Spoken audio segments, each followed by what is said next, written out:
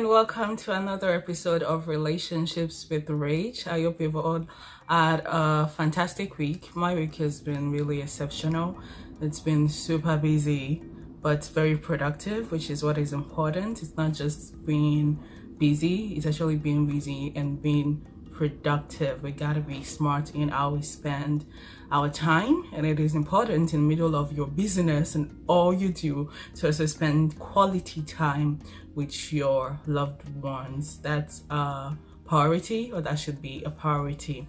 So today I'm going to be talking about ways to make your marriage work, or ways to make your marriage last. And I actually found this in an article. I was reading an article earlier this week, and I thought it really provided some interesting tips on how to make marriage last. And the article, I think, was titled 11 ways or 11 old school ways to make your marriage last. And old school not in the sense that it is outdated, but rather that it comes from previous generation or the older school of thought. And I thought, okay, this is interesting. I'm gonna share it with you guys on the vlog. But first things first, if you haven't read my book, The Colorful Path, you really need to grab a copy of this book on Amazon. And it's an hard copy and Kindle. You can read either one you prefer, but I think it's important for you to read this book. I keep on saying it. It's really packed with a lot of wisdom. It really covers a lot of basic knowledge you need to know if you're launching into marriage. And I am even learning from this book, which is interesting because I wrote it, but I realized I need to learn from my own book, because there are so many things in this book, so many mistakes that I have made in relationships, so in the way I approach relationships, that I am now going back and looking at the book and saying, wow, I actually wrote about this. So I need to learn from my own book. So I think you can also learn from the book as well. So you should grab a copy on Amazon, Kindle, or the hard copy, and feel free to share your feedbacks. Those of you that have read the book, those of you that have purchased the book, feel free to reach out to me and let me know what you think about it. I would love to hear from you. So today I'll be talking about ways to make your marriage last. And the first thing that I saw on the article is never going to bed angry. I think that's a given to solve all your issues or your conflicts before going to bed. And even the Bible says it, that you shouldn't let the sun go down on your anger. So even the Bible gives us this little tip that you should try to resolve your conflict with other people, and especially with your spouse. It's just not a good idea to go to bed angry or let your feeling of hurt to fester. It's just better to just let it all go, solve whatever issue it is, and then you both go to bed happy. And the other one is compromising whenever possible. And this one I actually wrote also in the book, that compromising is very, very important. Being considerate of the other person, yielding to the other person, giving up your rights to be right. Because compromises is not really easy. It really have to do with giving up something sometimes. And sometimes it's really just about our rights. Like, okay, I have a right to do this, or I have a right to act a certain way, but I'm going to compromise. I'm going to yield to the other person. It's just for the greater good of the relationship, for the greater good of the marriage. So compromising is very, very important. You can't always do things your way. You can't always have your say. You can't always have your say. Yeah, that's actually a very, very important point, because sometimes we want to make a point and want to be like, I am right, like this is the way it should be. But sometimes you just gotta let things go. You have to compromise. You have to give in to the other person. You have to yield to the other person. You have to submit to each other. Submission, as I always say, is reciprocal. It's not a one-way stream. Submission involves both of you submitting to each other, and the Bible actually says so as well, which is interesting. The Bible actually mentions that, but we look at submission as something only women have to do. It doesn't work that way, because it's in love. When love is involved, it goes both ways. It's not a one-way stream. Nothing is ever like one-sided.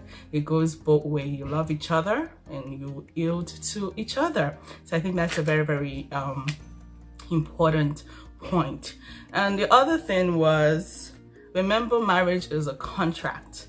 Now, some people will say marriage is not a contract, it's a covenant.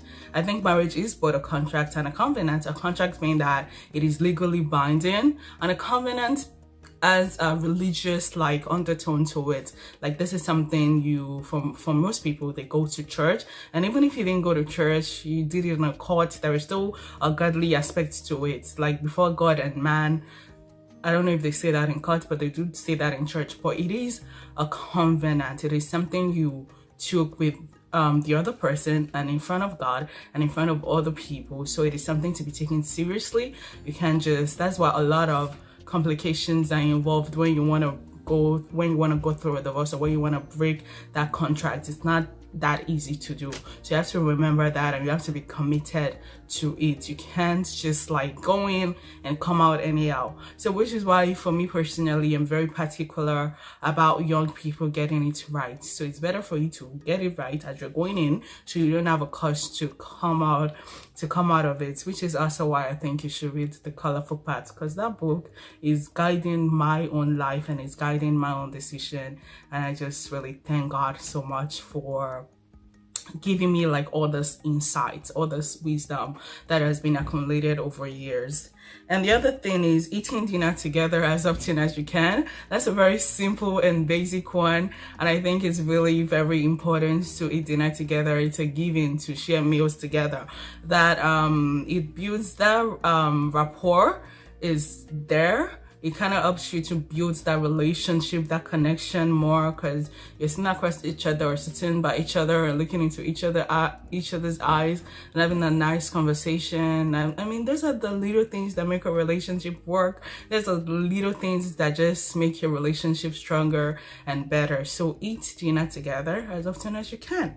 And the other one is keeping the relationship at least semi-private. And this one, keeping the relationship at least semi-private. And this one is so very important, especially being that we live in the age of social media and everybody wants to share.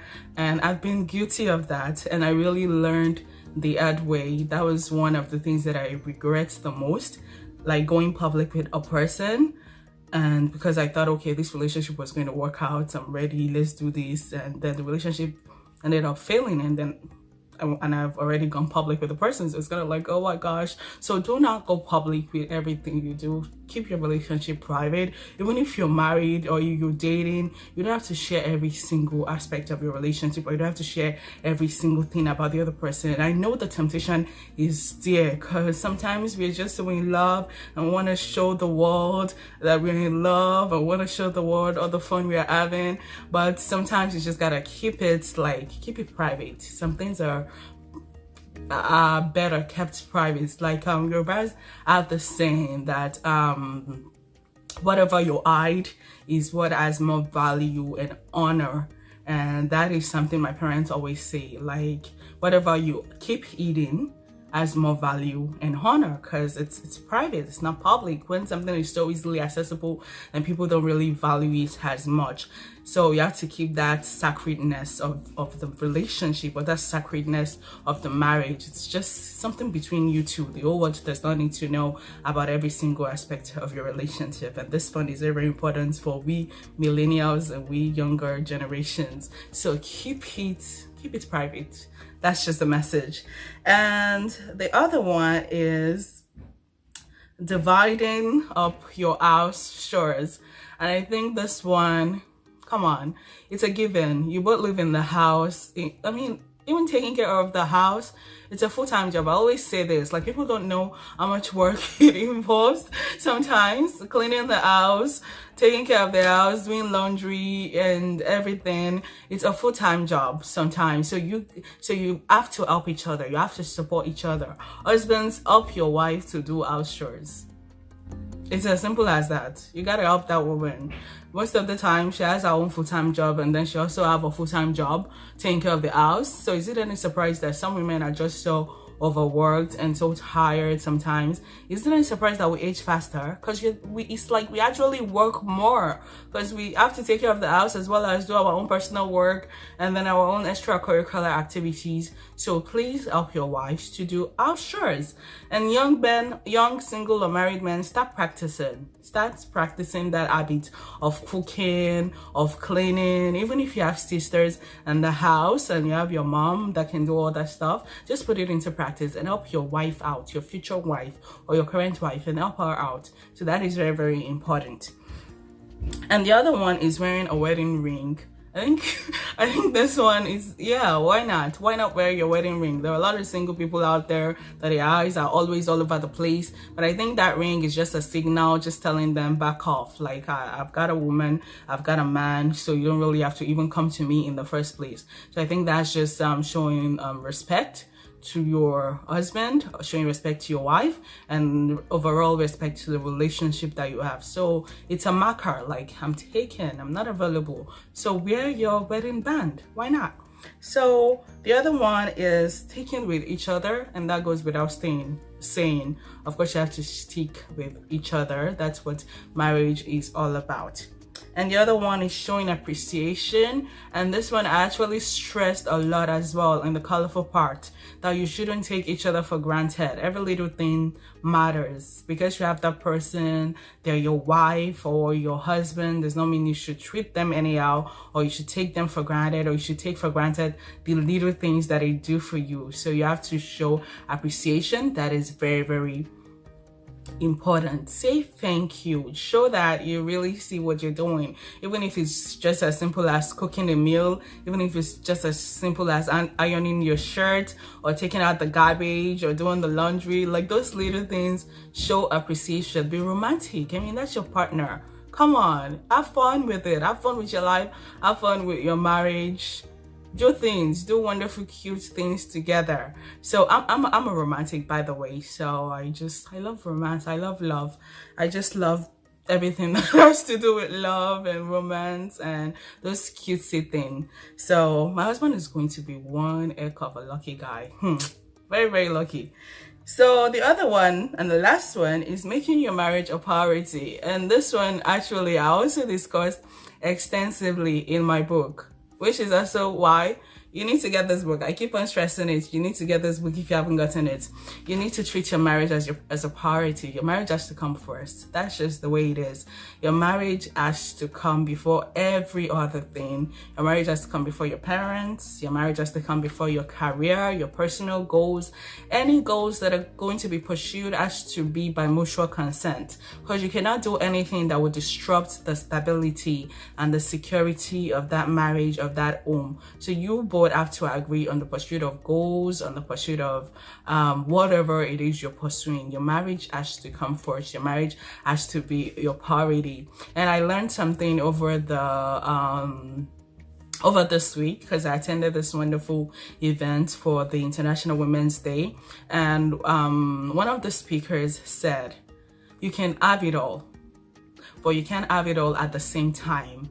And I was like, wow, that is so powerful. Because one question I have always asked personally as a woman is, what do I have to give up to make my marriage work? Do I have to give up my goals? Do I have to give up my careers and some other ambitions and stuff like that? Because I know, hey, marriage is important and you have to be committed to making it work. So I've been thinking about that as a young woman trying to enter into marriage eventually at some point, that what are the stuff I would have to give up to make this marriage work?